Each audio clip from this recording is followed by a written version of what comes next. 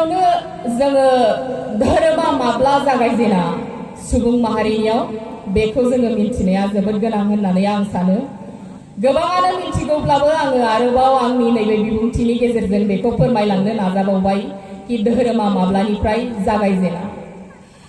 जेब्ला सुबुं माहारिया सोदोमस्रि मोननायनि सिगां हाग्रा बंग्रायाव थानानै जिब जुनारजों जेबो फाराग गैयै रायजो जाबोदोंमोन, बै समाव बिसोरबो सानफ्रामबो नारा नाथा मिथिंगाजों जुजिनानै गावजों गाव जुजिनानै जाय बोलो दं बेनिनो मुलुग नैबे बाथ्राखौ सिगाङाव लानानै बिथांमोनहा जेब्ला रायजो जाबोदोंमोन, लासै लासै बिथांमोनाबो नाथाय बै समाव मोनसे रियेलाइजेसन फैदोंमोन, मोनसे मोनदांनाय फैदोंमोन। बे बोथोरा मानो सोलायो, बे अखाया मानो हायो, बे साना मानो नुजायो, बे साना मानो हाबो, फिन मानो खोमसि जायो, मानो माब्लाबा बार बारो, मानोब्ला अखा हायो, मानो माब्लाबा गोबां दैबाना जायो। बेनि गोजौआव सोरबा सासे दंथारो, बे साननायखौबो बिथांमोनहा बै समाव मोनदांनो हादोंमोन।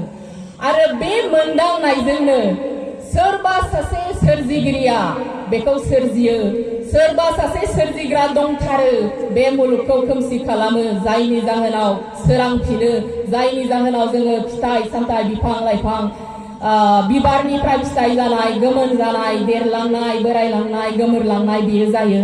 बे जिनिसा बिथांमोननियावबो मोनसे मोनदांनायाव जाखांफैदोंमोन होननानै जोङो मिथिनो मोनो। आरो बै जेब्ला सोरजिग्राखौ नागिरनो थाङो अब्लानो जोंनि गेजेराव, सुबुंनि गेजेराव इसोरखौ फोथायनाया एबा धोरोम होननाय मोनसे बाथ्राया, धोरोम होननाय मोनसे सोदोबा फैजेनदोंमोन होननानै जोङो मिथिनो मोनो।